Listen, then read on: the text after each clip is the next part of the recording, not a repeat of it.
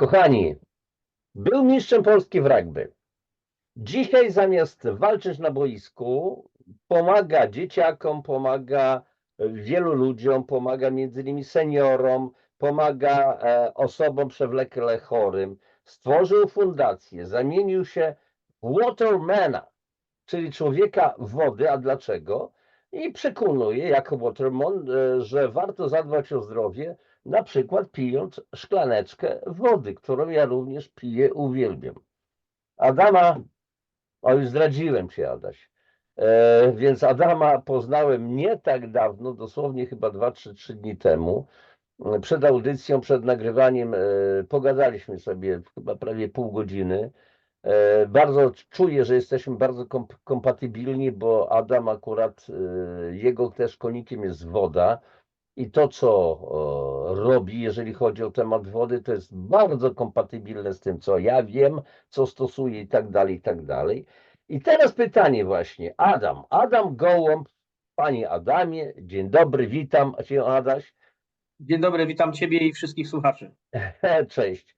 I teraz kim tak naprawdę jest Adam Gołąb, nieprzeciętna osobowość, i dlaczego jego podejście do zdrowia budzi różne emocje? Nie tylko podejście do zdrowia budzi emocje. I teraz tak, rugbista, czyli co łączy rugby, co łączy z rugby terapia wodorem, której jest zwolennikiem, masaże hawajskie, lomi lomi, superbohater waterman, a więc woda, co wszystko łączy tego człowieka. Więc dzisiaj, słuchajcie, porozmawiamy właśnie o historii Adama, który po zakończeniu kariery sportowej postanowił zmienić sposób, w jaki myślimy o zdrowiu, o swoim zdrowiu, o zdrowiu innych, i to dzisiaj propaguje. Adam, przeszedłeś od sportu do zdrowia, chociaż sportowcem nigdy nie przestałeś być, bo to siedzi w człowieku, to jest mentalność. Tak jak powiedziałem, byłeś mistrzem Polski w rugby w Krakowie, jak się dowiedziałem. I co sprawiło, że po zakończeniu tej kariery sportowej wszedłeś tak mocno w temat zdrowia i profilaktyki? No, zacznijmy może od tego. Już mówię, w wieku 30 lat, kiedy byłem, można powiedzieć, w pełnym gazie, zacząłem obserwować, widzieć jakby zmiany w mojej rodzinie, jakie się poczyniły. U mnie w rodzinie było bardzo dużo problemów ze zdrowiem. Moja babcia zmarła już jak byłem bardzo młody, miałem kilka lat dosłownie, zmarła na stwardnienie rozsiane. Mój dziadek, Multiplex, bardzo ciężka rzecz. tak, mój dziadek miał 2 wylewy, potem schizofrenię urojeniową, więc też miał bardzo duże wyzwania ze sobą. Potem ciocia zmarła na nowotwór w wieku około też 50 lat. Druga ciocia bardzo duże problemy. Mój wujek też bardzo duże problemy ze zdrowiem. Jakie? Wymienione kolana, że tak powiem, wszystko usztywnione, wymienione biodra, zablokowana głowa, po prostu zero ruchomości. No i zacząłem obserwować już w wieku moim 30 lat, że jeżeli ci ludzie w wieku 50 lat mają takie problemy, no to ja zacząłem sobie zadawać pytanie, czy ja też tak będę miał. I sobie powiedziałem, ja nie chcę tak mieć. Ja chcę wiedzieć, jakie są przyczyny problemów tych ludzi. Co jest nie tak? Bo wiadomo, każdy w młodym wieku, 20-30 lat, myśli sobie, to mnie to nie dotyczy, tak? No ale nigdy nie wiesz, czy i kiedy może cię coś dotknąć, tak? Więc zacząłem się zastanawiać, czego mogę się dowiedzieć i gdzie uzyskać informacje na temat właśnie tego, skąd biorą się problemy zdrowotne. No i jak tak zacząłem szukać, no to pierwsze, co na to trafiłem, to zainteresowałem się masażami. No i szukałem jakiegoś takiego, bo ja zawsze jestem takim człowiekiem, który szuka czegoś takiego głębszego, czegoś bardziej wartościowego, co może mieć większe znaczenie. Jakby nie interesowały mnie za bardzo takie zwykłe masaże typu klasyczne, które oczywiście też są istotne, bardzo ważne, bo każdy człowiek powinien z takich masaży korzystać, powiedzmy sobie przynajmniej tam raz w miesiącu, żeby zadbać o to ciało, ale poszukując różnego rodzaju masaży, trafiłem właśnie na masaż Lomi Lomi Nui. No i okazało się, że bardzo to do mnie przemówiło, ponieważ jest to masaż świątynny, jest to masaż zdrowotny w oparciu o wiedzę Hunów, i więc jest to masaż, który leczy tak naprawdę. Więc poznałem, można powiedzieć, ten masaż, zrobiłem kursy No i w wieku, można powiedzieć, 30 lat już otwarłem jakby swój pierwszy gabinet terapii naturalnych, przepraszam, 35, bo to było 5 lat później. Otwarłem gabinet terapii naturalnych i zacząłem właśnie tam od masażu, zacząłem masować. No i to było pierwsze, od czego zacząłem i potem poszedłem dalej, ponieważ nie chciałem się zatrzymywać. Ja jestem akurat taką osobą, która nie uważa, że już osiągnął nie wiadomo co. Ja potrzebuję jakby więcej, chcę się bardziej uczyć, cały czas się zresztą uczę. No i potem były inne tematy, którymi się zainteresowałem. Zainteresowała mnie nutrycjologia. Trafiłem akurat na taki nurt. Jeszcze raz? Nutrycjologia. Nutrycjologia. Dobrze, Nutrycjologia, ciekawe. tak. Czy Jest możesz to, rozszerzyć to pojęcie? Nutrycjologia. tak, jest to pojęcie, które pochodzi ze wschodu. Miałem okazję uczyć się nutrycjologii od lekarza, który ma 20 specjalizacji, no, którego wiedza jest po prostu no, nieoceniona. Ja nie poznałem drugiego takiego autorytetu w swoim życiu, dlatego miałem to szczęście i możliwość uczyć się bezpośrednio od tej osoby. I jestem bardzo wdzięczny tej osobie, ponieważ ja na dzień dzisiejszy mogę powiedzieć, że dla mnie nie ma problemów zdrowotnych. Ja wiem, jak funkcjonuje organizm i co trzeba zrobić, żeby jakby mu pomóc w powrocie do zdrowia, bo ja nie zajmuję się leczeniem, tak? Mhm. Ja znajduję przyczyny problemów i jestem w stanie komuś pomóc znaleźć jego przyczyny problemów zdrowotnych. Więc tutaj nutrycjologia była dla mnie po prostu niesamowitym, nieocenioną wiedzą. Potem oczywiście zacząłem się rozwijać dalej. Skończyłem kurs naturoterapii w Warszawie, jestem naturoterapeutą dyplomowanym. Uczyłem się również medycyny informacyjnej. Każde z tych elementów ma ogromne znaczenie w życiu i zdrowiu człowieka. Medycyna informacyjna dzisiaj jest coraz bardziej rozwijana. No wielu oczywiście osób traktuje to jako jakieś czary-mary, natomiast ja nie dyskutuję z takimi osobami, po prostu dla mnie to jest nieistotne, co kto myśli, bo do mnie ludzie na przykład przychodzą tylko i wyłącznie z polecenia. Do mnie ludzie, ja się nie reklamuję nigdzie, do mnie osoby przychodzą z polecenia, więc jakby poznałem nutrycjologię, poznałem medycynę informacyjną, poznałem paracytologię, dysbakteriozę, to są paracytologia, dysbakterioza na dzień dzisiejszy to są tematy, które każdy powinien znać, to powinno być wykładane w szkole wręcz nawet podstawowej. Nasze babcie mówiły o ziołach, odrobaczało się dzieci, zwierzęta nawet dzisiaj się jeszcze odrobacza, a ludzie o tym po prostu nie pamiętają. Ale Adaś, przepraszam ci przerwę, ale zaraz, coś mi się tu nie podoba, bo jak to? No normalne, że kot, pies może mieć robale, ale my, ludzie? A dlaczego mamy mieć robale? To niemożliwe. Tak, Oczywiście tak, ludzie. blokuje, tak? Tak, no bo ludzie myślą, że wiesz, że musi, nie wiem, zjeść tego robaka, żeby mieć robaki. Nie, dzisiaj wystarczy, że przechodzisz, mamy wiosnę, koszą trawy. W tych trawach są kupy i różne inne rzeczy. Wystarczy, że latają w powietrzu. Ty tym powietrzem oddychasz. Dziękuję bardzo, do widzenia. No, więc nie będziemy się za bardzo zagłębiać w te tematy prozdrowotne, bo byśmy tu pewnie utonęli, bo tego jest bardzo dużo. Natomiast ja cały czas się rozwijam, cały czas się uczę w różnych tematach. Dysbakterioza to kolejny temat, który jakby u nas też jakby nie funkcjonuje, to tylko możemy dowiedzieć się o tym na wschodzie, no czy w innych miejscach jakby, gdzie rzeczywiście tego uczą. Ja natomiast się nie zatrzymuję. Dzisiaj zgłębiam coraz bardziej właśnie ustawienia Hellingera, bo jest to temat naprawdę bardzo wartościowy. Mnie ustawienia bardzo mocno pomogły w życiu. Mnie też. Pomogły. Mnie Super, też. bardzo fajnie. No więc jakby dużo tematów właśnie takich zdrowotnych, również psychosomatyka, ponieważ dzisiaj wiem, też pracujemy u nas w gabinecie, 2 terapie stosuję, timeline terapii i core transformation. To są fajne metody, które pomagają ludziom przetransformować ich emocje, ponieważ mam pełną świadomość tego, że ja sobie sam też kiedyś nie radziłem z różnymi emocjami i na dzień dzisiejszy pomagam innym ludziom poradzić sobie z emocjami, żeby oni w ogóle zrozumieli te emocje, skąd one się pojawiają, dlaczego są i jak je przetransformować w emocje wspierające. Ponieważ jeżeli nie zrobimy tego, to te emocje niestety mogą doprowadzić nas nawet po prostu do śmierci. A ja dzisiaj wiem, ponieważ studiując właśnie psychosomatykę, wiem, jak emocje, czy medycyna właśnie germańska, totalna biologia, bo to wszystko właśnie tłumaczy, jakie emocje wywołują konkretne choroby zdrowotne.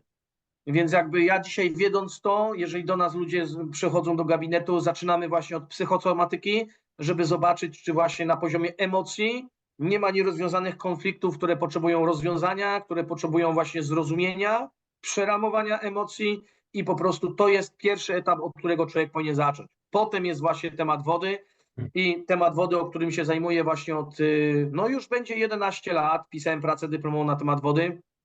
Bardzo mnie ten temat zainteresował. Dlaczego?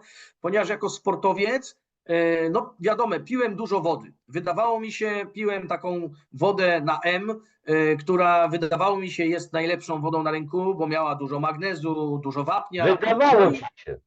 tak, wydawało mi się dokładnie. No i myślę, że gdybym nie zainteresował się zdrowiem, gdybym nie zgłębiał tego tematu, to dzisiaj prawdopodobnie brałbym tabletki na jakieś nadciśnienie, ponieważ niestety no, tam nie ma minerałów w formie zjonizowanej, tylko są sole mineralne, które niestety robią szkodę z czasem w naszym Rozpuszczona skała. tak, więc ja to dzisiaj tłumaczę właśnie na swoich wykładach. Wykłady o wodzie, no to u mnie trwają lekko 2-3 godziny, więc jakby po prostu ten temat dzisiaj naprawdę no nie jest taki prosty, jak się wydaje. Pisałem pracę, teraz piszę książkę gdzieś tam, no cały czas gdzieś mam wyzwania, żeby ją skończyć, bo tych informacji jest dużo, to jest raz, a dwa, od 10 lat jakby edukuję i też wspomniałeś właśnie, jak ten Waterman powstał. Ja kiedyś, jak byłem małym dzieckiem, zawsze marzyłem o tym, żeby zostać bohaterem, można powiedzieć. No i summa summarum to marzenie się spełniło, tylko że 30 chyba lat później, jak nie później, ponieważ ten bohater, ja często słyszałem, czy to w gabinecie, czy gdzieś tam dookoła, jak rozmawiałem z ludźmi o zdrowiu, a na coś trzeba umrzeć, a co tam woda, no to ja mówię, no to dobra, umierajcie, ja w takim razie będę rozmawiał z dziećmi, bo dzieci nie oszukasz. Dzieci od razu widzą, czy jesteś prawdziwy, czy nie. Tak. I stworzyłem taką markę, żeby przyciągnąć też ich uwagę, stworzyłem taką właśnie markę, którą nazwałem Waterman, żeby łatwiej trafiać do dzieci, żeby one lepiej to zapamiętały i wiedziały, dlaczego woda jest ważna. Więc oczywiście na tych spotkaniach, które prowadzę z dziećmi w przedszkolach czy szkołach, nie rozwijam za bardzo tematu, ale mówię o takich kluczowych elementach wody, które są bardzo istotne i które wiem, że zapamiętają. Łączę to z fajną prelekcją, z fajnym konkursem. No i często rodzice do mnie dzwonią i zadają pytania właśnie na przykład: Panie Adamie, a dlaczego nie można pić wody podczas posiłku? Bo tu mi dziecko mówi. Ja mówię, a to bardzo dobrze, proszę słuchać swojego dziecka. Tak, tak, tak. No, więc od jeszcze 6 lat temu właśnie, bo w 2013 roku w ogóle przejechałem z Zakopanego do Gdańska na rolkach, bo prowadząc stowarzyszenie kiedyś Krakowski Klub Freestyle'owy, bo ja widzę, jak szybko mówię, to czasami mi się tutaj język plącze. Takie wydarzenie zorganizowałem i przejechałem sobie z Zakopanego do Gdańska. Miałem taką fanaberię i chciałem sobie przejechać. No i przejechałem wtedy 700 kilometrów w 8 dni i podjąłem wtedy decyzję, że pobiję rekord Guinnessa. Jeszcze nie wiedziałem nic po prostu, jaki jest rekord Guinnessa, jak to będzie wyglądało i tak dalej. Ja działam dzisiaj tak, że po prostu ja podejmuję decyzję, mówię coś i to robię. No i wtedy zacząłem to wstępnie organizować i tak przekładaliśmy to, można powiedzieć, z roku na rok, bo wymyśliłem sobie, że no tak, duże jest to wydarzenie, więc 3 lata przynajmniej potrzeba, żeby to zrobić. No i w 2016 roku był plan, że to zrobimy. No ale tak organizowaliśmy i już widziałem, że jakby coś się nie skleja do końca, bo to miał być sam rekord Guinnessa. Aktualny rekord Guinnessa był 8,5 tysiąca kilometrów na rolkach po Polsce. No to ja mówię, no to dobra, no to ja zrobię 9. No i tam korespondowałem z Księgą Rekordów Guinnessa, no i zaczęliśmy to organizować. No i trasa była ustalona na 4 miesiące. Ja codziennie miałem mniej więcej między 80 a 100 kilometrów do przejechania. No i summa summarum z 2016 przesunęliśmy na 2018. No ale już widziałem, że dalej coś się jeszcze nie klei. I tak się zastanawiać, czego tu jeszcze brakuje w tym wydarzeniu, co powinienem zrobić. No i przyszła ta odpowiedź, przyszła ta informacja do mnie, no bo miałem już ogromny fach i ogromną wiedzę po prostu w rękach, którą wypadało się podzielić. I wpadliśmy na pomysł, żeby to wydarzenie nie tylko było rekordem Guinnessa, ale żeby przede wszystkim pomóc osobom jakimś, które potrzebują tej pomocy, i znaleźliśmy 2 osoby, które były sparaliżowane i potrzebowały różnego rodzaju pomocy, właśnie głównie finansowej, pod kątem rehabilitacji i tak dalej. Więc dołączyliśmy te osoby, żeby zebrać dla nich środki po prostu na rehabilitację. I przyszedł pomysł, żeby poprowadzić seminaria, spotkania, które będą edukować ludzi w temacie profilaktyki zdrowia, tym głównie właśnie w temacie wody. No i ustaliliśmy start wydarzenia na 2020 rok. No i tak trochę niefortunnie, bo kto pamięta, 1 marca 2020 roku wystartowaliśmy i dokładnie 14 dni później ogłosili lockdown. My przejechaliśmy 1000 kilometrów, tam się chyba odbyło z 10-15 wykładów w temacie profilaktyki zdrowia. No i musieliśmy rozwiązać całe wydarzenie, bo pozamykali hotele, a myśmy mieli w hotelach wszystkie załatwione noclegi. Mieliśmy załatwione sale, gdzie były wykłady, więc tak naprawdę zostawili nas po prostu z pustymi rękami. No i ja, ponieważ też czułem się bardzo źle z tego tytułu, bo też jakby osoby, którym mieliśmy pomóc, liczyły też trochę na nas, że im po prostu pomożemy. No i wyobraź sobie, ja po prostu podjąłem decyzję i też udało się jakby to zorganizować. Jedna osoba, która miała tam wyzwanie, ponieważ ogłosili lockdown, był taki problem, że jedna osoba z tych, których mieliśmy pomóc, nie miała w ogóle dostępu do swojego fizjoterapeuty.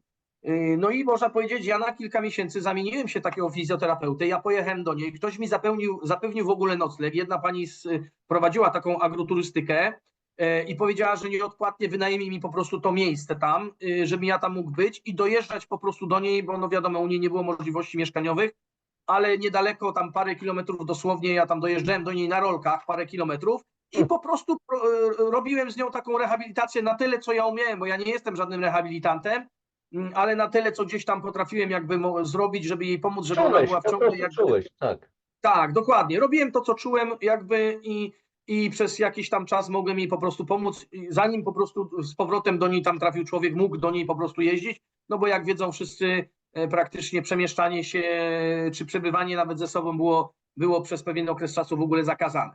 Nie będziemy już wchodzić, bo myślę, że jesteśmy Wiemy, o świadomi. co chodzi. Myślę, że domyślasz się, jaki mój stosunek był do tej całej hucpy, bo to nazywam hucpą i więcej nic. No ale to już to była próba generalna, jeszcze być może się wydarzy, więc trzeba się przygotować do tego odpowiednio. No ale dobra. Tak, więc od tamtej pory można powiedzieć jeszcze zaraz przed rekordem Guinnessa, bo ja o tych terapiach wodorowych, którymi się dzisiaj właśnie zajmuję, nie wiedziałem wcześniej, że jest coś takiego jak potencjał oksydacyjny wody. Ja już wiedziałem o strukturze wody, wiedziałem o napięciu powierzchniowym, wiedziałem o pH, o innych jakby rzeczach, ale odkrył to przede mną człowiek, który jakby, nie dałbym, jak to mówią niektórzy, 5 groszy za niego. Bardzo taki niepozorny, wręcz ani żaden sportowiec. Taki człowiek, który się o czymś dowiedział i postanowił się o tym ze mną podzielić, ponieważ zadał mi takie pytanie, no ale ty wiesz, że ty musisz dobrze nawodnić przed tym rekordem, w ogóle przed rekordem i w trakcie rekordu, nie? Ja mówię, tak się zaśmiałem, mówię, wiesz co, wiem, bo jestem sportowcem, nie? No ale okazało się, że byłem już na ten moment już tak otwarty, bo kiedyś jako sportowiec to byłem trochę zamknięty na wiedzę, ale od kiedy zacząłem się rozwijać, to właśnie zacząłem słuchać też innych, co mają do powiedzenia, pomimo tego, że może ich wygląd nie wskazywać na to, że mogą mieć jakieś wartościowe rzeczy do przekazania. Więc jakby od tamtej pory jestem otwarty na różnych ludzi i wtedy właśnie od niego dowiedziałem się, że jest coś takiego jak potencjał oksydacyjny wody. No i tak mnie to zainteresowało, że zacząłem ten temat zgłębiać. Mało tego, do tego stopnia, że kupiłem mierniki, zacząłem badać wodę, nie tylko wodę u siebie, zacząłem badać w różnych częściach Polski wodę pod kątem właśnie tych różnych parametrów. No i rzeczywiście wyszło wszystko jakby na jaw, bo to nie są jakby tajemnicze parametry, to wszystko można sprawdzić. I to myślę, że każdy nawet będąc w domu może kupić sobie takie mierniki, bo one nie kosztują drogo i sobie te parametry posprawdzać. No jak się o tym dowiedziałem, to zacząłem właśnie jako sportowiec pić już wodę tak zwaną żywą, tak?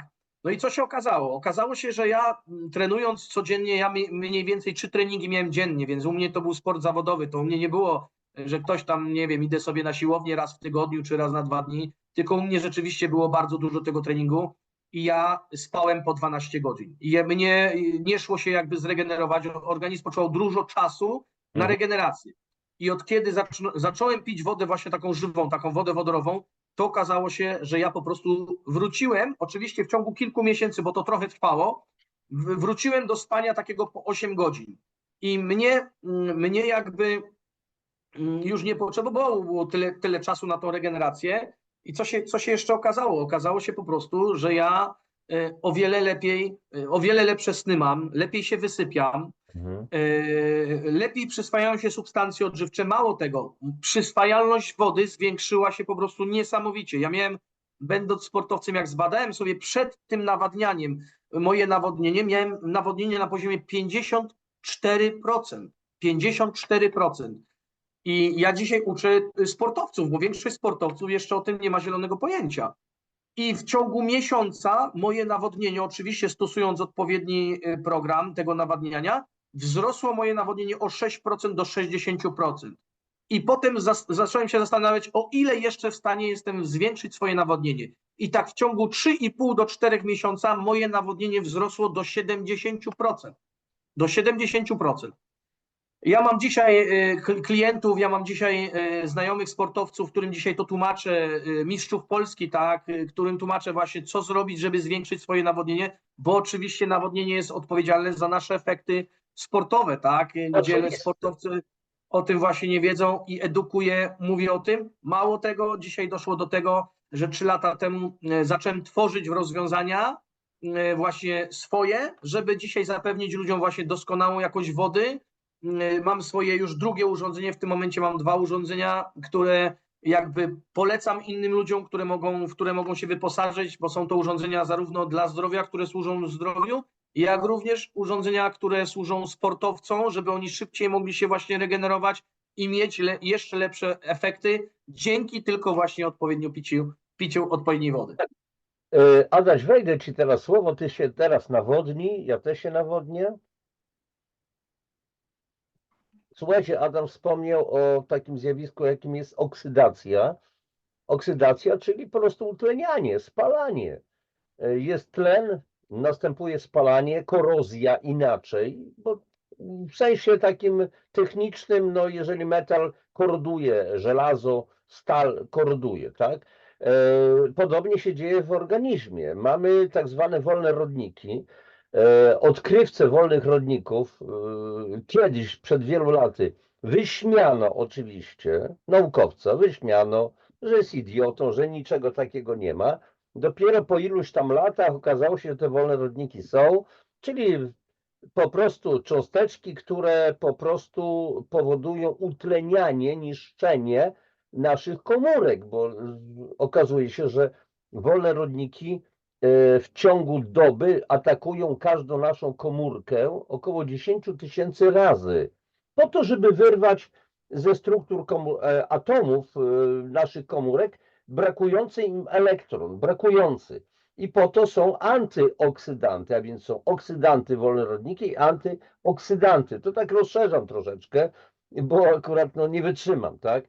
A więc te oksydanty może pozyskiwać oczywiście z ziół, z warzyw, witaminy i tak dalej, między innymi witamina C. Dlatego na przykład przy chemioterapii absolutnie jest niezbędna ta witamina C do wspierania organizmu. Ona nie w sensie nie leczy raka, a przy okazji my mamy leczyć, znaczy lekarze mają leczyć ludzi, a nie choroby, bo można zadać pytanie, to jak się ta twoja choroba już lepiej się czuje po tym leczeniu?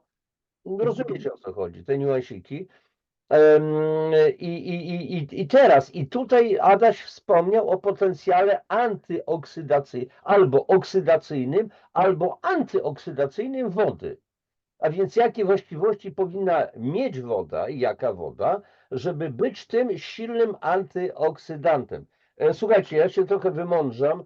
Między innymi w tej chwili tutaj na półce porozglądałem się wcześniej, gdzie mam pierwszy tom książki Woda, fenomen życia. I ja te rzeczy właśnie opisuję między innymi. Wszystkie właściwości i tak dalej. I między innymi to, że woda po prostu powinna mieć tak zwany wysoki, ujemny potencjał redoks. ORP, ale to mniejsza z tym. I ona staje się po prostu antyoksydantem. Ale jeżeli jeszcze doprowadzimy wodór, odpowiedni wodór do wody, to wtedy jest bajeczka. Więc posłuchaj, Adaś, zajmuję się terapiami naturalnymi i Qigong, i biorezonans, o ile wiem, i oczywiście terapia wodorem. I teraz mi powiedz, bo rozszerzyłeś ten temat, działasz wśród sportowców, tłumaczysz ludziom, zwiększasz świadomość tych ludzi. Chodzi o nawodnienie organizmu, ale po co nawadniać organizm? No ale przez wody jesteśmy zbudowani. Jak się rodzi dziecko, to o ile dobrze pamiętam, 98% masy mózgu to jest woda. i woda w mózgu dorosłego człowieka, zawartość jest większa niż w całym w ogóle ciele. Tutaj możemy mówić o wodnych komputerach, o pamięci, o zastosowaniu pamięci wody. Dlatego mamy wodne mózgi. Niech pan mi wody z mózgu nie robi. Nie, kiedyś pewien pan profesor mi to zarzucił na pewnym sympozjum, więc ja wytłumaczyłem, że o ile wiem, to chyba nie robię, bo chyba pan się nie orientuje, ile procent wody w mózgu tej wody jest i tak dalej. Ale posłuchaj, Adaś, a więc mówię, terapie naturalne, wodór, już nie mówiąc o ustawieniach hellingerowskich, bo to jest psychosomatyka jednocześnie, trzeba zrozumieć i tak dalej. Ale biorezonans, terapia wodorowa. Dlaczego dzisiaj coraz więcej ludzi szuka tych tak zwanych alternatywnych metod pomocy dla siebie w kontekście również, kochani, tego, co się ostatnio dzieje w naszym kraju, czyli już lex szarlatan wchodzi bardzo mocno, już projekt ustawy jest, że zabrania się tam takich rzeczy i tak dalej. Być może biorezonans będzie zabroniony, bo to jest, nie ma żadnych dowodów naukowych, że biorezonans działa i to nie istnieje, a to jest wszechobecne w przyrodzie. Adaś, przydługa moja gadka. Dlaczego coraz więcej ludzi szuka tych alternatywnych metod pomocy sobie? No myślę, że odpowiedź jest prosta po prostu. Nie otrzymali konkretnych metod w tradycyjnej medycynie, tak? Dlatego szukają. Ja myślę, że też można patrzeć, co się dało w 2020 roku negatywnie, natomiast ja myślę, że każdy kij ma dwa końce, tak? I dlatego, że właśnie to, co się wydarzyło, dużo ludzi była zmuszona do poszukiwania pomocy gdzie indziej. Tak, No i dzięki temu, oczywiście z różnym skutkiem, bo ja zdaję sobie też z tego sprawę, że są różni ludzie, którzy no, wyzyskują innych ludzi, nie tak, mając wiedzy, próbują skorzystać, zarobić pieniądze, bo ludzie poszukują właśnie, tak? Bo człowiek, któremu po prostu może za chwilę skończyć się życie, może czasami łapać się wszystkiego, tak. no i czasami może poznać nieodpowiednie osoby, które nie mają wiedzy albo nie do końca chcą pomóc, a chcą tylko po prostu od niego zarobić pieniądze i tacy ludzie są. Dlatego ja jakby się nie reklamuję, do mnie ludzie przychodzą tylko i wyłącznie z polecenia. I ja nie muszę im po prostu tłumaczyć, ponieważ jeżeli komuś coś pomogło, to on cię zawsze poleci. A ludzie, którzy szukają właśnie w internetach tylko i wyłącznie, no to mogą różnie po prostu trafić. Oczywiście. Ale tutaj mówisz o pewnych oszustwach wśród, no i utarło się dlatego lex szarlatan. No więc ja też jestem takim szarlatanem ewentualnie. Ostatnio mój znajomy, z którym współpracuję, robią bardzo ciekawe rzeczy w dziedzinie magnetostymulacji. Mówi: Janusz, no będziesz musiał najprawdopodobniej trochę pozmieniać treści moich książek. A ja mówię takiego, nie chcę powiedzieć brzydko i tak dalej, bo wiem co wiem, zobaczymy, przeanalizuję tą całą lex szarlatan, bo tam są groźby, 500 000 złotych kary, kilka milionów złotych kary przez rzecznika praw pacjenta. Kto jest rzecznikiem praw pacjenta i w czym interesie to wszystko służy, ale to już mniejsza z tym. Słuchaj, ale ty stworzyłeś, wrócę do tego, do pewnych wątków, które już omawiałeś. Ty stworzyłeś fundację Zdrowie na Okrągło i powstał tam taki pomysł na stworzenie postaci Watermana i edukacji o wodzie. Ja bym chciał, już mówiłeś o tym, ale ja bym chciał, żebyś jeszcze rozszerzył. Ten pomysł tej fundacji Zdrowie na Okrągło. Skąd się wziął w ogóle ten pomysł? Pomysł fundacji powstał, ponieważ prowadząc wcześniej Stowarzyszenie Krakowski Klub Freestyle'owy, ponieważ pochodzę z Krakowa, tam zajmowałem się głównie sportem, ponieważ wywodzę się jakby ze sportu i głównie sportem się zajmowałem. No przyszedł etap po prostu w moim życiu, żebym zakończył już etap, można powiedzieć, związany taki ze sportem, bo też jakby ja jak dochodzę do pewnego momentu i wiem, że już więcej nie jestem w stanie zrobić, no to jak mawiał Bruce Lee, be like a water, bądź jak woda, tak? Będzie woda, tak, tak. Tak, więc woda nie bije się z niczym, tak? Bierze, omija po prostu i płynie dalej. I taka jest dzisiaj moja filozofia życia. Kiedy ja w pewnym momencie swojego życia już związanego ze sportem trafiłem jakby na pewien opór, czy wyzwanie, czy coś i wiedziałem, że jakby nie mogę sobie za bardzo z tym poradzić, nie walczyłem z tym po prostu, tak? i po prostu popłynąłem dalej. No i ponieważ biłem ten rekord Guinnessa, to przed tym rekordem Guinnessa zawsze, jak byłem młody, to zawsze marzyłem o tym, żeby zostać bohaterem. Gdzieś tam wychowałem się na filmach, wychowałem się na różnych bajkach i gdzieś tam miałem taką, zawsze wiedziałem, że mam jakąś taką, nie wiem, no mam coś w sobie, co chciałbym jakby dać ludziom, chciałbym przekazać im jakąś super wiedzę, żeby oni byli bardziej zaangażowani i tak dalej. No i przyszedł ten pomysł właśnie tego Watermana, ale ten pomysł przyszedł też zaraz przed rekordem Guinnessa i to też właśnie trochę wyróżniło jakby to wydarzenie, bo ludzie się bardziej tym zainteresowali. O co tutaj chodzi? Jakiś gościu przebrany w niebieską postać. No ja bohaterów zawsze jak oglądałem, no to ci bohaterzy, no fajnie, tam walka ze wszechświatem, z siłami zła i tak dalej.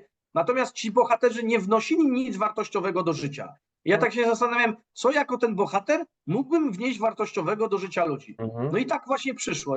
Jak człowiek zadaje pytania, no to przychodzą odpowiedzi. No i przyszła ta odpowiedź właśnie, żeby stworzyć takiego po prostu bohatera. No jak ja powiedziałem chłopakom, zaraz przed rekordem Guinnessa, to było chyba 2 tygodnie przed startem, mówię im, słuchajcie, przyszła do mnie informacja i przebieram się za Watermana, po prostu będę Watermanem. A oni na mnie takie oczy, zwariowałeś, ja nie biorę udziału, jak ty w tym pojedziesz, po prostu to ja nie będę brał udziału, nie? Ja sobie myślę, no to pięknie, 2 tygodnie do startu, a oni mówią mi takie rzeczy. Ale ja wiedziałem, że robię dobrze, więc nie przejmowałem się tym.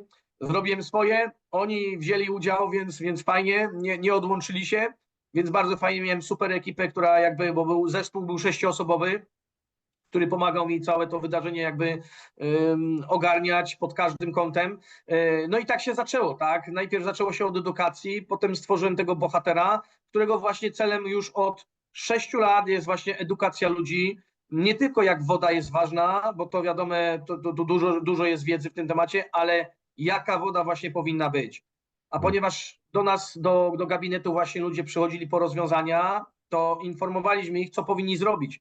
No i tak często odsyłaliśmy ich, no i też w pewnym momencie jakby przyszła informacja właśnie, też ludzie nam się zapytali, dlaczego my nie tworzymy jakby sami rozwiązań. No i tak się właśnie zaczęło. 3 lata temu zaczęliśmy tworzyć sami rozwiązania i już dzisiaj nie odsyłamy ludzi gdzie indziej, tylko zachęcamy ich do korzystania z tych rozwiązań, które my mamy.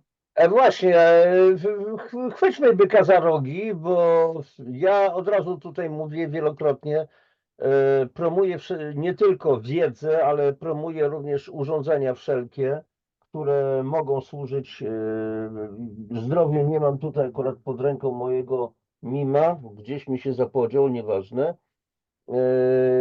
A więc wszelkie urządzenia, które, zwłaszcza polskiej produkcji, które mogą służyć ludziom. Wiem, że masz opracowane urządzenie, filtr do wody, bardzo wysokiej jakości, bo ja już się zapoznałem z tym. Filtr oczywiście w oparciu o osmozę, która niczego nie załatwia. Podobno ostatnio taką rzecz usłyszałem, taką bzdurę, która produkuje zbyt czystą wodę. To typowe argumenty, więc ja mówię, to wolisz pić wodę zbyt czystą, czy zbyt brudną? Urządzenie, które daje, czy bardzo czystą wodę, która poprawisz mnie co najwyżej, które to urządzenie zapewnia odpowiednią heksagonalną, czyli sześciokątną strukturę wody, które daje wodę o wysokim ujemnym potencjale redox, czyli jest antyoksydantem i przy okazji ta woda ma wysokie pH, czyli potencjał hydrogenii, czyli no, jest po prostu alkaliczna. A namawiam Was w ogóle do picia wody alkalicznej, a nie, bo nawet woda z wodociągu ze zwykłej osmozy, jeżeli wychodzi, to ona może mieć niski potencjał pH, czyli może być tak zwaną oczywiście wodą kwaśną. A więc kilka etapów, które spełniają pojęcie tak zwanej wody żywej. Czy masz takie urządzenie? Tak, mam urządzenie. Aktualnie już mam drugie urządzenie, które za miesiąc, 2 powinno się ukazać na rynku. Natomiast to urządzenie mamy już ponad 2 lata. Mało tego, od ponad 2 lat jakby montujemy u naszych klientów, u osób, które nam zaufały, w ogóle które mnie też ufają od dawna. I właśnie stworzyliśmy, ponieważ wykorzystaliśmy tą wiedzę, którą mamy, pisząc pracę też dyplomową, jakby to się wszystko przełożyło na to, żeby stworzyć takie urządzenie, które rzeczywiście jest urządzeniem dla zdrowia. Ponieważ każdy dzisiaj wie, że dzisiaj urządzeń różnych do filtracji czy uzdatniania wody jest bardzo dużo na rynku, jednakże są to urządzenia albo jakieś takie podzielone, nie wiem, tam jakaś buteleczka do wodorowania, tam jakieś Mhm. podkładka do strukturyzacji, coś tam do alkalizacji i tak dalej, czyli jest to tak jakby porozkładane, a po co? Przecież najlepiej, żeby to było wszystko w jednym urządzeniu. I tak jak właśnie wymieniłeś te parametry, to wzięliśmy właśnie te wszystkie parametry właśnie pod uwagę, żeby to było jak najbardziej dla nas, dla naszego zdrowia optymalne i żeby ta woda była jak najbardziej zbliżona do parametrów wody wewnątrzkomórkowej. Mhm. No i dzisiaj mamy rzeczywiście, mamy dwa rodzaje wody w tym naszym urządzeniu, ponieważ jedna woda służy do gotowania, nie wiem, herbaty, kawy, ziemniaków, zupy, czegokolwiek innego, bo woda wodorowa tutaj akurat jest niepotrzebna, bo wodór się zawsze utleni w gotowaniu, więc Tak. dlatego, tak, więc dlatego są dwa rodzaje wody i tak jak wspomniałeś właśnie, ta jedna woda ma neutralne pH, bo ma 7 pH. Czego mogą się ludzie spodziewać, to na pewno znika totalnie kamień w każdym czajniku. Nie trzeba czyścić żadnego czajnika, nie trzeba czyścić ekspresu do kawy i różnych innych rzeczy, które by gdzieś tam człowiek czyścił z powodu tego odkładającego się kamienia, jak również ten sam kamień, ponieważ ten sam kamień odkłada się właśnie na naszych narządach, czy to w nerkach, czy w przewodach żółciowych i ludzie są zdziwieni, że myśmy mieli takich klientów, którzy po 2-3 miesiącach dzwonili i mówią, że już nie mają kamieni, że mieli jechać na operację. I Adaś, Kamieni nie... koniecznie muszę ci tu wejść. Ja wiem, że niektórzy z was oglądających będą psioczyć. Panie Januszu, znowu się pan wtrąca i nie pozwala pan mówić, ale to są również moje tematy. Słuchajcie, ja użytkuję zwykły filtr osmotyczny od 99 roku, czyli 27 lat piję wodę osmotyczną. Wielu z was wie, że skończyłem w tym roku 2 stycznia 72 lata. Nie mam problemów ze stawami, nie mam dyny moczanowej, typówki. Ostatnio rozmawiałem z chłopakiem, ile on ma 34 lata, chłopak, który ma dynę moczanową. Ja mówię, kiedy żeś ty się dorobił, ale to już mniejsza z tym. Teraz, od wielu, wielu lat u mojej mamy jest zainstalowany również filtr osmotyczny i pamiętam taką sytuację, że było troszeczkę gości, jej tak po prostu koleżanki, była herbatka zrobiona i mama mi mówiła później, że były zachwycone smakiem tej herbaty. Pani Helu, gdzie pani tę herbatę taką kupiła? Jaka ona smaczna, jaka czysta. A mama mówi, to jest zwykła herbata. No nie, no niemożliwe. Na szklankach nie ma osadu, na powierzchni nie tworzy się takie, wiecie, taka benzynka w kolorze tęczy. To, co Adam powiedział, w czajniku nie ma kamienia, więc jak się stosuje osmozę, to lepiej go najpierw ten czajnik odkamienić, bo ta osmoza będzie rozpuszczać tą wodę, ten kamień oczywiście. Ostatnie moje doświadczenie, bo dostarczam mojej takiej znajomej taką właśnie wodę, co i ruszy raz w tygodniu tam wożę i któregoś razu powiedziała, mówi, kurczę Janusz, wiesz co, mam problemy z tym, do kawy, nie mikser, tylko jakie jest urządzenie? Ekspres. Ekspresem do kawy. Ja mówię, co się stało? No nie chcę lecieć tam te wszystkimi przewodami. Ja mówię, no to w takim razie lej to wodę osmotyczną. Chyba po miesiącu czasu mówi, słuchaj, nie trzeba było do naprawy oddawać. Ja mówię, bo ta woda rozpuściła kamień. Zrozummy to, że w zwykłej wodzie wodociągowej jest kamień, rozpuszczona skała. I niektórzy twierdzą, że woda musi zawierać minerały, bo to jest potrzebne dla organizmu. Skała jest nam w organizmie potrzebna, żeby osadzało się to, co Adam powiedział, w naszych naczyniach krwionośnych, w naszych stawach, wszędzie. I w końcu mówimy, o, zobacz, jaki wapniak poszedł. Wapniak, dlaczego wapniak? Skleroza, zabetonowane naczynia sklerozały i tak dalej, i tak dalej. Przepraszam za przydługi wstęp, ale to było bardzo a propos. Masz problem z głosem chyba? Musisz uruchomić, bo widzę, że wyłączył ci się głos. Musisz kliknąć. Tak, mogę mówić, no. A, dobrze, już. A więc to było takie a propos, więc to dobrze, opowiedz jeszcze coś na temat tego urządzenia. No więc tak, jakby jest tam 7-stopniowy w ogóle system filtracji. Oczywiście filtry wstępne muszą być, więc są filtry zarówno polipropylenowe, są filtry węglowe, są po 2, dlatego żeby jakby łatwiej to wszystko przechodziło. Potem są 2 filtry węglowe. Aktywowany lub aktywny tak zwany. Tak, no bo wkłady węglowe powodują to też, że chlor jak jest w wodzie, to on też się troszeczkę odparuje. Nie ma tego zapachu też chlorowego. Tak. Potem oczywiście, tak jak mówisz, że jest membrana osmotyczna i tutaj fajną rzecz powiedziałeś właśnie odnośnie herbaty, tak, bo rzeczywiście ostatnio byliśmy zaproszeni na Warsaw Tea Festival, ponieważ tam ludzie no, kochają się w herbacie, jest to środowisko ludzi herbaty i oni zaczęli jakby robić, znaczy wcześniej robili wodę na herbatę na zwykłej kranówce. I zaprosili nas, żeby mieć właśnie dobrą wodę do robienia herbaty i zaczęli robić tą wodę, tą herbatę na dobrej wodzie. No i ludzie zaczęli też doceniać. Do tego stopnia, że zacząłem im tłumaczyć, dlaczego w ogóle tak jest, że roztwór nienasycony, który jest po prostu woda, która przechodzi przez membranę osmotyczną, nie jest roztworem nasyconym, o wiele łatwiej rozpuszcza wszelkiego rodzaju składniki odżywcze, czy w ogóle... Tak, dokładnie, nie?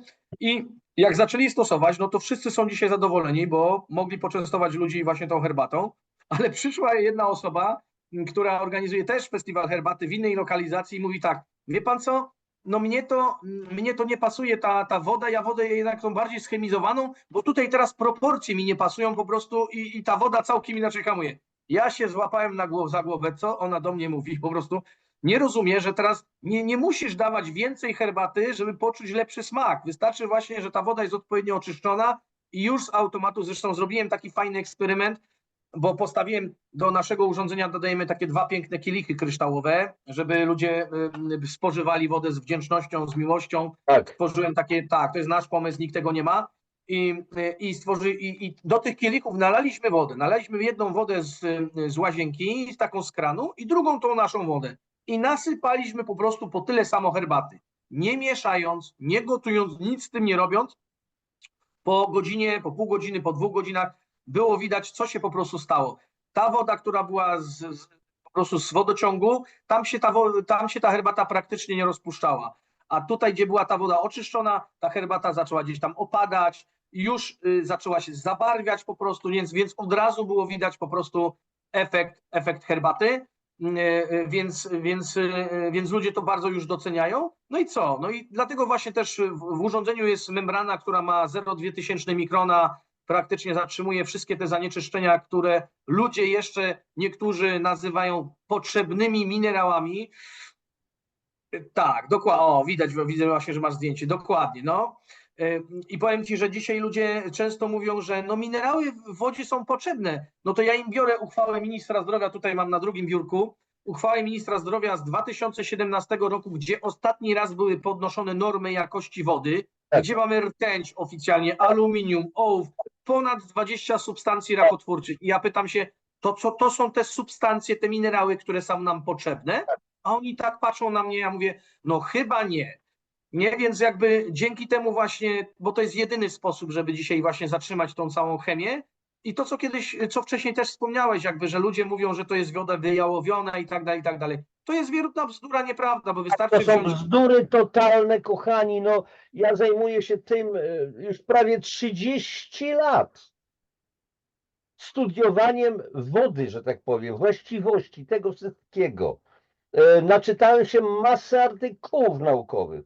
Nie tylko polskich naukowców, zagranicznych. Oczywiście na początku trzeba było sobie ustawić sobie w głowie, bo zaraz, bo tu piszą tak, kociokwik. Więc ja zadałem sobie podstawowe pytanie, jaką wodę pili nasi przodkowie 200, 300, 500 lat temu? Skąd czerpali? Dobra, były źródła, ale często czerpali z rzeki, z jeziora.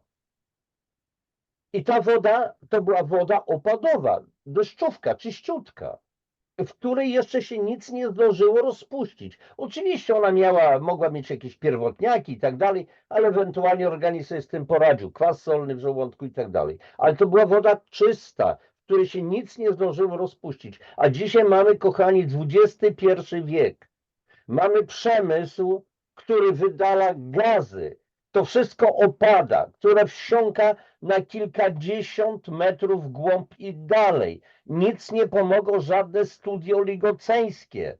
Ja wiem, że wrzucam tutaj być może kogoś, kto bulwersuje, ale wiem, o czym mówię po prostu, bo mam masę dowodów na to, że te wszystkie zanieczyszczenia, wielopierścieniowe węglowodory aromatyczne, dioksyny, pestycydy z pól, z odcieków, wszystko trafia i żadna oczyszczalnia, żadne stacje wodociągowe miejskie nie są w stanie tego oczyścić. Źródło, wasza stacja uzdatniania musi być w domu, tam gdzie wy odbieracie. Proste. Adaś, czy dobrze mówię według ciebie? Jak najbardziej się z Tobą zgadzam we wszystkim, co mówisz. Dokładnie tak właśnie jest. I tak jak Ty posiadasz system, wiele ludzi posiada system, który gdzieś tam kupiło osmotyczny wiele lat temu, 10, 20, 30 lat temu czy więcej. Natomiast nie wiedzą właśnie, że woda po osmozie jest zdeklastrowana. I tu już wchodzimy właśnie w te Tak? parametry wody, które woda właśnie powinna spełniać. Dlatego też właśnie w moim urządzeniu zamontowaliśmy właśnie te uzdatniacze. Między innymi zamontowaliśmy wkład, w którym jest turmalin. Na temat turmalinu to jest litoterapia. Można poczytać, jak działa turmalin na strukturyzację wody. To nie są żadne tajemnice. I potem jeszcze ta woda ma wkład wodorujący, który wytwarza wodór molekularny. I oczywiście w zależności od tego, jaka ta woda jest na początku, no bo jeżeli mamy wodę plus 500, a czasami mi się też zdarzało tak zbadać, jak badałem wodę, to miała nawet plus 500, no to naprawdę tutaj trzeba postarać się, żeby trochę... Czyli po prostu woda, która się nie nadaje do picia, która Tak, po prostu wprowadza oksydanty do naszego organizmu, bo musi być tak, ten potencjał redoks ujemny. Więc jak mówisz plus 500, to już jest tak, woda na strasznym poziomie. tak. Przepraszam, Adaś, znowu przerwałem, ale Dobrze, dobrze mówisz, no. ja zaraz coś pokażę. No dobrze, i co masz w twoim urządzeniu?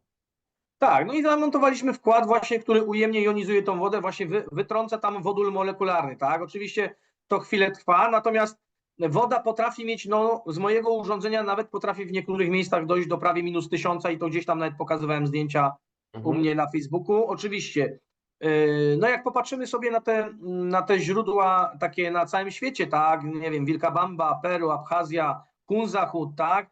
No Tak. to tam wody mają minus 400, minus 500 mV. No i taką wodę powinniśmy pić. Ja Mhm. nie wiem, czy ty widziałeś te badania, które przeprowadził Bjork i Nordstrom. Oni badali potencjał w błonie komórkowej, jaki jest. I ich badania doprowadziły do tego, że ten potencjał w błonie nie powinien spadać poniżej 70 mV. Maksymalnie chyba uzyskiwali tam około do minus 250 mV. I to, co właśnie wcześniej mówiłeś o wolnych rodnikach, które potrzebują antyoksydantów, właśnie jeżeli nie dostarczamy ich z pożywieniem, z powietrzem nawet, dlaczego dzisiaj ludzie kupują sobie jonizatory powietrza? Właśnie po Tak, to, żeby zamienić ten smog elektromagnetyczny, czyli to dodatnio zjonizowane powietrze, w ujemnie zjonizowane powietrze. tak No i zwane właśnie aerojony muszą być. tak, tak. No i właśnie woda tak samo powinna być tym antyoksydantem. Dlatego właśnie się stosuje jonizatory powietrza, jonizatory wody i tak dalej. Tylko właśnie, jak ktoś ma jonizator wody, czy tam butelkę wodorową, która jonizuje mu brudną wodę, to tak naprawdę strzela sobie w kolano po Bez prostu. sensu przecież to jest. Tak, bo strukturyzacja i wodorowanie wody ma spowodować to, żeby ta woda była lepiej wchłanialna na poziomie komórkowym. Jeżeli my robimy to z brudną wodą, no to naprawdę współczuję osobom, ale my to dzisiaj tłumaczymy, właśnie pokazujemy, uzmysławiamy i już dużo osób jakby przekonało się właśnie i rozumie to, tak? Bo to nie są jakby trudne rzeczy, to jest bardzo proste do zrozumienia, że niestety najpierw musisz wodę w dzisiejszych czasach oczyścić. Oczyścić. Tak. Tak, i też ja często mówię, że, bo ludzie myślą, że woda służy do picia. Nie, woda nie służy do picia. Ty ją pijesz, tak, ale woda służy przede wszystkim do oczyszczania organizmu. Taka jest jej główna funkcja w naszym ciele. Rozcieńczanie, rozpuszczanie, Tak, transport, czyli transport do komórek i z komórek. Też w komórkach następują procesy metaboliczne. Komórka pije, komórka je, ale też komórka wydala. I teraz pytanie, przy pomocy czego? Jeżeli wejdziemy do oceanu, do stawu, do rzeki, to każda rybka robi w tej wodzie kubkę, tak? Ale po prostu ocean, czyli natura, potrafi coś z tą kubką zrobić, bo to może stać się pożywieniem dla jakiegoś mikroplanktonu i tak dalej. Ale w naszym przypadku, kochani, co my jemy? Ja często o tym mówię. My nie mamy już dzisiaj pożywienia, żywności, posiłków, tylko mamy produkty do jedzenia. Im dłużej stoi na półce, tym więcej musi mieć konserwantów. I my przecież, słuchajcie, no znacie moje audycje. W tej chwili dane są takie, że rokrocznie w tych 700 do 1000 kilogramów produktów do jedzenia, które wchłaniamy rokrocznie, około 8 do 12 kilogramów, kochani, to jest chemia. Konserwanty, barwniki, polepszacze, spulchniacze, radionuklidy, pestycydy i tak dalej, i tak dalej. I z tego trzeba to organizm czyścić. Czym? Wodą. Płukanie, płukanie, płukanie, płukanie. Tak, dlatego właśnie tak ważna jest strukturyzacja wody. Ja to tłumaczę często sportowcom, ale też zwykłym ludziom, bo na przykładzie piłki nożnej. Piłka nożna składa się z takich łatek, tak? Sześciokąty. Tak, 5-6-kątny, no nieważne, ale te łatki. I teraz o co chodzi? Patrick Flanagan odkrył, że woda składa się z klastrów, dlatego od jego nazwiska nazwano to nanoklastrami Flanagana i on mówił, że woda składa się z tych klastrów. Ale ten jeden klaster to jest tak jakby jedna łatka do piłki nożnej. Żeby zbudować piłkę nożną, to potrzebujesz wielu łatek. I ja teraz mówię, żeby woda miała strukturę, to potrzebuje wiele tych klastrów, żeby się połączyła. I teraz każda woda, już w kranie dzisiaj wiemy, każda woda w butelce to jest woda zdeklastrowana, to jest woda martwa. I teraz, żeby przywrócić jej te klastry, no to potrzebujemy odpowiedni wkład do tego, odpowiedni filtr, który tą wodę z powrotem poskłada do kupy, żeby właśnie ta woda, to co powiedziałeś, mogła pełnić funkcję takiego pojemnika, bagażnika, bo te klastry jak będą ze sobą poskładane, to w tym momencie do tej bryły, do tego pojemnika organizm wsadza substancje odżywcze i wprowadza do komórki i wyprowadza toksyny i metabolity na zewnątrz. I kiedy my tą strukturę mamy zaburzoną, no to w tym momencie ten proces właśnie oczyszczania i odżywiania na poziomie komórkowym jest zaburzony i to jest właśnie cała nutrycjologia, którą ja się dzisiaj zajmuję. Tak, tak. Fantastycznie się z Tobą rozmawia, bo ja rozumiem, kochani, że nie musicie, że tak powiem, do końca nas rozumieć, bo to są nowe pojęcia, nutrycjologia, jakieś tam struktura heksagonalna i tak dalej, ale słuchajcie, ale trzeba dzisiaj się po prostu zacząć uczyć, bo to jest nauka o nas, o funkcjonowaniu naszego organizmu. Jeżeli oddamy odpowiedzialność za nasze zdrowie, za funkcjonowanie naszego organizmu prawdziwym szarlatanom z tytułami naukowymi, którzy często nie mają zielonego pojęcia o tym, o czym my mówimy. Ja wiem, że to bardzo nieskromnie to zabrzmi, ale już miałem do czynienia z takimi szarlatanami, którzy mają klapki na oczach, oni widzą tylko swoją dziedzinę i nie potrafią wyjść szerzej. To jest coś przerażającego. Albo swój produkt. Tak, swój produkt, leki, taka pigułka, czerwona pigułka na taką chorobę, leczymy choroby oczywiście, zielona na to, czerwona na to, niebieska na to, żółta na to, biała na to i tak dalej, i tak dalej. Nie widzi się człowieka z jego emocjami.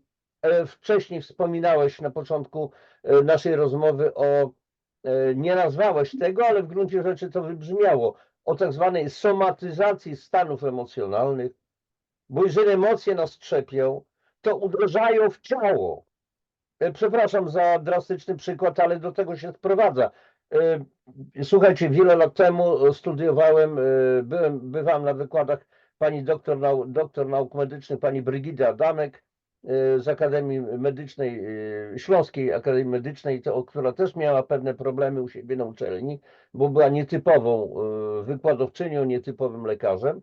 I ona ciągle mówiła o somatyzacji stanów emocjonalnych.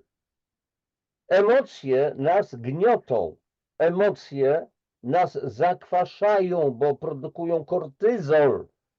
a to jest potworne zakwaszenie organizmu, czyli zatoksycznienie. Żeby zmniejszyć ilość tych toksyn, mamy dostarczać wodę, żeby to rozcieńczyć i żeby nerki wyprowadziły te po prostu toksyny. Adam, dobrze.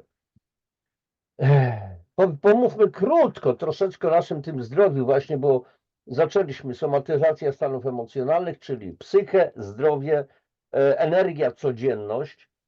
I dzisiaj wiele osób żyje w permanentnym, ciągłym stresie, przemęczeniu. Twoim zdaniem, jakie mógłbyś 3 podstawowe rzeczy zaproponować każdemu człowiekowi, które mógłby zrobić już dziś dla siebie, żeby poprawić swój stan zdrowia i poziom energii, tej życiowej energii? Nie wiem, 3, może 2, może 1, może 4. Jakieś podstawowe wiadomości z twojego doświadczenia, z twojej wiedzy. Na co dzień jakby głównym moim zajęciem jest woda, ale oczywiście zanim dojdzie do wody, to właśnie to, o czym żeśmy mówili o psychosomatyce. Ja każdemu bym zalecał, ja już telewizji nie oglądam od 30 chyba lat. Oczywiście, jak chcę obejrzeć sobie film, to jak najbardziej sobie mogę włączyć. Natomiast to, co bym zalecał każdemu, to wyłączenie po prostu tych wszystkich tak zwanych informacji i wiadomości, które dzisiaj po prostu w cudzysłowie ryją człowiekowi niesamowicie beret. Tak? Z tego są totalne depresje, z tego są totalne nieporozumienia, bo ludzie nawet nieświadomie są programowani i Tak. postępują podobnie, jak im się pokazuje to w różnych serialach i innych rzeczach i tak dalej, i się tym jakby inspirują. I ja bym im powiedział, wyłączcie to po prostu wszystko, znajdź siebie, idź do lasu, wycisz się, posłuchaj siebie, posłuchaj, co ci mówi twoje ciało, posłuchaj, co mówi do ciebie przyroda, spotkaj się z właściwymi wartościowymi ludźmi, którzy mówią coś inaczej. To jest pierwsza sprawa. Trzeba się odłączyć od tego, co nas podłączyło po prostu do tego całego systemu i próbuje nas tu programować za każdym razem, bo to jest nic innego. Dlaczego program jest 1., 2., 5., 10? Bo rzeczywiście to jest program. To nie jest stacja, to jest program, który nas programuje na to, na tamto.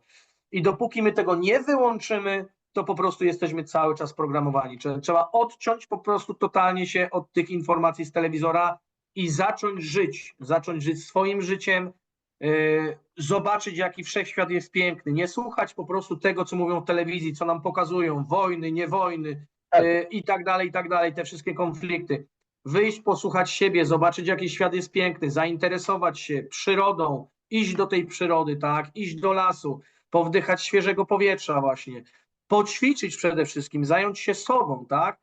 Ruch, więc ruch bym tak samo wprowadził. Druga może rzecz ruch, no i woda. To są 3 kluczowe elementy, bo niektórzy by mogli powiedzieć, że żywienie jest ważne. Jest ważne, ale nie ważniejsze jak psychosomatyka, ruch i woda.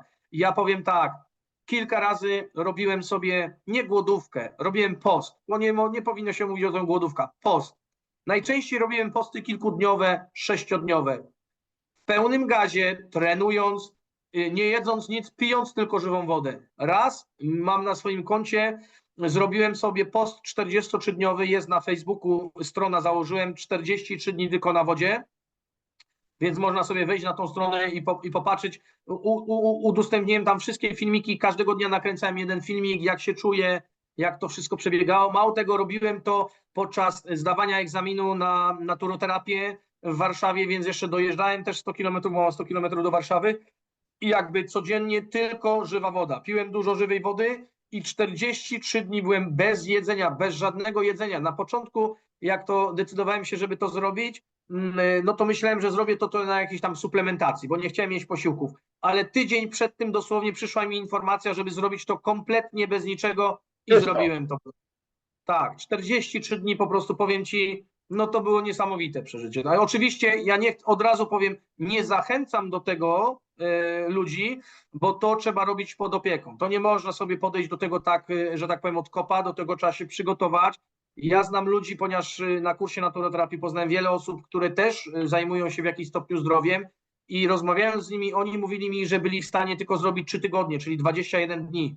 Dlaczego? Ja im to tłumaczyłem. Ponieważ jeżeli ty masz pasożyty, jeżeli ty się nie odrobaczysz, nie zrobisz, nie oczyścisz jelit, i mówimy tu nie tylko o jelicie grubym, mówimy przede wszystkim o jelicie cienkim, które jest nawet 9 razy dłuższe od jelita grubego, Tak, nie zrobisz drenażu wątroby, to w tym momencie te pasożyty, które najczęściej właśnie siedzą w jelicie cienkim, w wątrobie i tak dalej, zaczną cię objadać i w tym momencie jest po tobie. I musisz i wtedy najczęściej człowiek, który widzi, że już nie jest w stanie pociągnąć, zaczyna się odżywiać. I ludzie dzisiaj często właśnie mówią, że zniknęły mu na przykład jakieś objawy problemów zdrowotnych, że miał, ale zaczął się odżywiać i mu zniknęły. I teraz co się dzieje? Ja ostatnio to tłumaczyłem jednej osobie, w której się wydawało, że pozbyła się problemów. Ona się nie pozbyła problemów, tylko nie rozumie tego, że jeżeli masz pasożyty w organizmie i ty je dożywiasz, to problemy też znikną, bo jeżeli nie dożywiasz, to one i tak cię objadają, powodują problemy zdrowotne. Ale jeżeli ty dożywiasz siebie, to tak samo dożywiasz te pasożyty. oczywiste. Aha. I właśnie tu jest cały klucz, że w momencie, kiedy ludzie są tak nie za bardzo dożywieni, a pasożyty też potrzebują jeść, to z powrotem pojawiają się różnego rodzaju problemy zdrowotne. Dlatego zanim się odżywi organizm, to najpierw trzeba go oczyścić. Tak. I ja przed moim postem tym 43-dniowym zrobiłem sobie oczyszczanie, zrobiłem wstępny detoks, zrobiłem drenaż jelita cienkiego, grubego, potem zrobiłem drenaż wątroby i dopiero wtedy wszedłem na post. Dopiero wtedy. Wcześniej tego nie robiłem. Dlatego powiem ci, po 43 dniach, gdzie byłem na tym poście, bo sam sobie tyle dałem, nie chciałem więcej, wiedziałem, że mógłbym dłużej, Tak. ale wiedziałem, że nie jest to mi do niczego potrzebne, nie potrzebuję już ani sobie, ani nikomu innemu udowadniać, że to jest możliwe, tak? Wszystkie parametry mi się po tym poście poprawiły. Mało tego, schudłem 20 kilo, bo ja miałem 90 kilo po tym rekordzie Guinnessa, którego nie udało nam się ukończyć. Ja wiedziałem, że tam muszę trochę przybyć na wadze, żeby mieć z czego zrzucać, nie? Bo przejeżdżając tylko przez Polskę, gdzie tam 700 kilometrów zrobiłem, ja 5 kilo zrzuciłem w 8 dni, to ja wiedziałem, że ja bardzo dużo zrzucę, że ja potrzebuję mieć tego materiału po prostu do zrzucania, nie? No i sobie wymyśliłem taki post i rzeczywiście schudłem 20 kilo, mam gdzieś zdjęcia po prostu, gdzie mogę to pokazać, tak? Zresztą jest na stronie, tak? Jaka jest różnica? Oczywiście to nie była moja waga, bo waga 70 kg to za mało lata, jak tam grałem w rugby, to tam powiedzmy sobie. Natomiast moja waga, gdzie się super czuję, to jest tam do 80 kg, nie? No więc schudłem 20 kg, wyniki się wszystkie poprawiły, nawet witamina D skoczyła do góry, trójglicerydy z powrotem wróciły w odpowiednie widełki, więc wszystkie parametry bez pożywienia, bez niczego się po prostu poprawiły. Tak. Słuchajcie, Adaś mówi o 43 dniach głodówki. No, znam człowieka, Mario Meridian, Mario Szaman, tak zwany. Pozdrawiam cię, jeżeli będziesz słuchał tej audycji, który po prostu 100 dni nie jadł. Okazuje się, że to jest możliwe. To jest możliwe. No ale to już są inne, że tak powiem, przestrzenie. Ja nie robiłem nigdy aż takiego czegoś. Po prostu nigdy tego nie zrobiłem, koniec, kropka. Natomiast stosuję na przykład posty 72-godzinne. To się da przeżyć 70 Oczywiście. godziny bez problemu. Druga sprawa, kochani, okno żywieniowe. Ja z automatu nie wiem, to nie było podbudowane jakąś teorią, czymś, jakimiś historiami, tylko po prostu ja zjadam śniadanie mniej więcej około 11-12 nieraz. Nawet już mama zaczęła to robić, moja, tak niechcący, bo ja sobie robię, ona niestety musiała to przetrwać i jak się późno zje, to drugi posiłek też jest późno, na przykład około 17 i już nie ma kolacji, bo się nie chce jeść zwyczajnie. I są dwa posiłki. To są bzdury, które nam mówią, że metabolizm musi być rozkręcony, 5 posiłków dziennie. Absolutnie. Jemy po to, żeby żyć, a nie żyjemy po to, żeby jeść. Absolutnie. To jest obciążenie organizmu, niepotrzebne zupełnie. I jak się zrobi to okno żywieniowe, czyli w ciągu 8 godzin jemy, przykładowo 16 godzin nie jemy, a więc o 17 na przykład zjesz, później załóżmy o 22 kładzie się spać, załóżmy późno, znowu do następnego dnia 16 godzin nie jest jedzenia, organizm odpoczywa, organizm się oczyszcza i tak dalej, i tak dalej. No ale to tak a propos. Adam, jeszcze na chwilkę chcę wrócić do twojego pomysłu z fundacją, bo ty pisałeś u siebie na stronie, że ta fundacja twoja znaczy zamierzasz przy pomocy fundacji stworzyć takie miejsca dla aktywizacji dla seniorów i dla osób zagrożonych wykluczeniem społecznym. A takich osób zagrożonych tym takim no, wykluczeniem społecznym to są ludzie, którzy bezdomni, którzy znaleźli się na marginesie życia, z różnych przyczyn. Jest coraz więcej niedostosowanych, opuszczonych przez swoich bliskich. I jak wygląda ta twoja wizja po prostu tego miejsca i dlaczego twoim zdaniem jest to tak bardzo potrzebne dzisiaj? Mhm. Wiesz co, myślę, że dużo też jakby w tym, co dzisiaj robię, jest z mojej przeszłości i moich jakby przeżyć życiowych, które się wydarzyły. No i przede wszystkim też z obserwacji jakby tego, co się dzieje na świecie, tak? Ja zawsze chciałem robić coś wartościowego, żeby móc pomagać ludziom, tak? Bo widzę starsze osoby. W dzisiejszych czasach często kiedyś było tak, że domy były pokoleniowe. Dużo ludzi mieszkało w jednym miejscu. Tak, Oni wszyscy sobie wzajemnie pomagali, wzajemnie wszystko robili. Każdy z nich coś robił i było o wiele łatwiej. Dzisiaj często dzieci zostawiają rodziców. Ci rodzice muszą sobie radzić sami w różny sposób. No i często właśnie jakby no bardzo szybko umierają, jakby, bo nie ma jakby dookoła nich czy w środku ludzi, którzy z nimi mogliby przebywać. A samotność to jest naprawdę, ja przechodziłem to też kiedyś, więc wiem, jak człowiek czuje się samotny, tak? I to jakby oczywiście nie da się jakby ludziom tutaj nakazywać tego, natomiast ja jestem takim człowiekiem, że zawsze szukam rozwiązań, tak? I dla mnie nie ma problemów. Ja mam wyzwania. Jeżeli mam jakieś wyzwania, to ja zawsze szukam rozwiązań. Ja nie będę siedział z założonymi rękami. Więc ja rozmawiając z ludźmi, wśród moich znajomych mam dużo ludzi, już starszych też osób, które właśnie mi o tym opowiadają. Mówią właśnie jak jest, jakie są ich wyzwania po prostu. I sam widzę, że po prostu są to osoby, które można powiedzieć w cudzysłowie umierają po prostu przed telewizorem. A ten telewizor powinny zostawić. No ale co innego mogłyby robić, tak? Więc ja widząc to, padłem na pomysł, zresztą też podróżuję po świecie, widzę różne rozwiązania i tak też widziałem właśnie, że są rozwiązania właśnie, które są dla właśnie nie tylko seniorów, ale też dla młodzieży. No ja postanowiłem, że stworzę takie centrum aktywizacji osób starszych połączone ze szkołą waldorską, ponieważ mając doświadczenie też życiowe, jakie ja miałem problemy z emocjami, jak sobie z tym nie radziłem, widzę to samo dzisiaj, a jest jeszcze gorzej niż było kiedyś. Jeszcze gorzej. Dzisiaj młode osoby nie tylko, że mają problemy ze zdrowiem, ale z tą psychosomatyką właśnie, z tymi emocjami. Kompletnie nie radzą sobie z emocjami. Młode osoby próbują popełnić samobójstwo, próbują powiedzieć, ja tutaj jestem. Zresztą nie tak dawno temu tutaj młody chłopak, 100 metrów dosłownie od mojego domu, próbował po prostu się podpalić, znaczy podpalił jakby miejsce, w którym jakby przebywa i jakby jak żeśmy to ugasili, zaczęliśmy z nim rozmawiać. Słuchaj, co się dzieje, tak? Okazało się, że po prostu ma różne wyzwania, które kiedyś były. Głównie to jest właśnie związane z rodzicami. Człowiek, który generalnie miał wszystko, o nic się nie musiał martwić, tak?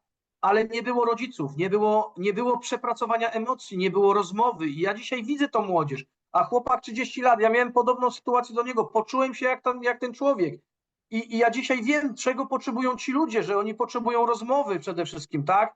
Jakie mają wyzwania. I chcę stworzyć takie miejsce, gdzie to będzie miejsce właśnie rozmów, gdzie oni będą mogli właśnie o tych emocjach powiedzieć. Jeżeli nie mają możliwości powiedzenia ich rodzicom, to będą mieli możliwość powiedzenia tej starszej osobie, która jakby ma to duże doświadczenie, która z chęcią podzieli się z nimi tym doświadczeniem, zmobilizuje ich, zmotywuje ich do jakiegoś działania, pokaże im, słuchaj, ja też tak miałem, ale to nie koniec świata. Możesz zrobić to, tamto. A my mając gabinet terapii naturalnych, tak, stosując różnego rodzaju metody, będziemy mogli we wszystkich tak naprawdę tematach pomóc. Ponieważ tu się będą odbywały różnego rodzaju spotkania, seminaria, sesje zdrowotne i tak dalej, i tak dalej. Będzie można po prostu pomagać tym ludziom. Ja wiem, ja w wieku 20 lat, ja wiedziałem, że jakby ja nie będę człowiekiem, który będzie czekał na emeryturę, bo ja widzę dzisiaj, co się dzieje. Ludzie w wieku 70 paru lat dożyli do emerytury kilka, 5 lat, może trochę więcej, umierają po prostu, bo oni nie mają co robić, bo żyli do emerytury i po tej emeryturze życie się kończy.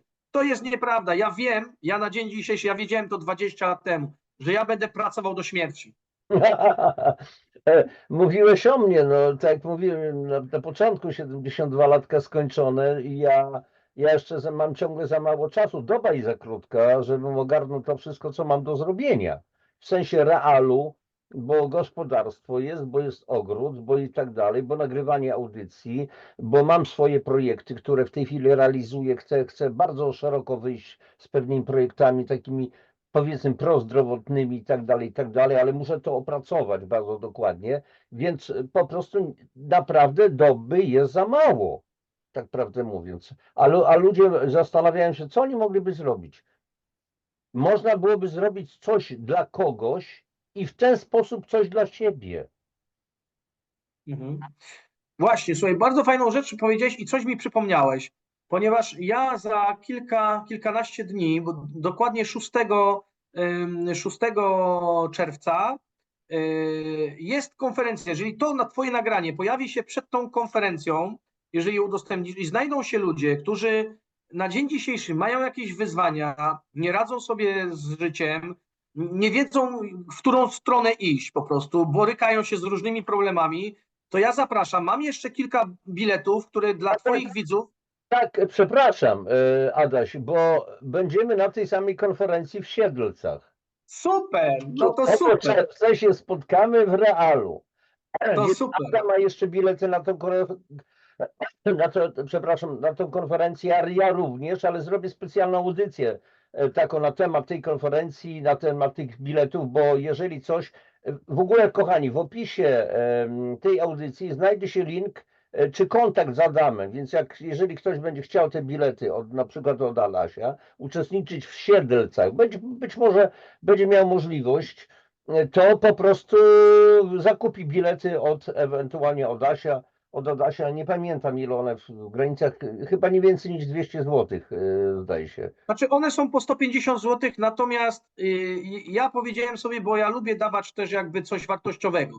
Jeżeli do mnie zgłosi się osoba, która i powie, że ma po prostu, nie może sobie pozwolić na zakup, to ja taki bilet z chęcią przekażę mu po prostu w prezencie. Prosto. Jakby nie chcę pieniędzy za to, bo chcę, żeby jakby on tam był, tak? Bo to jest miejsce dla ludzi właśnie, którzy mogą naprawdę odpalić swoją po prostu osobę i zrobić coś niesamowitego w życiu. Czasami jedno zdanie, jedno słowo, jedno zdanie może zrobić przełom u kogoś w życiu, więc ja z chęcią przekażę po prostu te bilety osobom, które tego potrzebują, tak? Bo wiem, jak na mnie wpłynął po prostu rozwój osobisty i takie właśnie miejsce ludzi rozwojowych, którzy po prostu czasami właśnie usłyszy się coś i człowiek może naprawdę wzrosnąć, może zmienić całe swoje życie i zrobić coś wspaniałego. Naprawdę niewiele trzeba, żeby robić niesamowite rzeczy w życiu.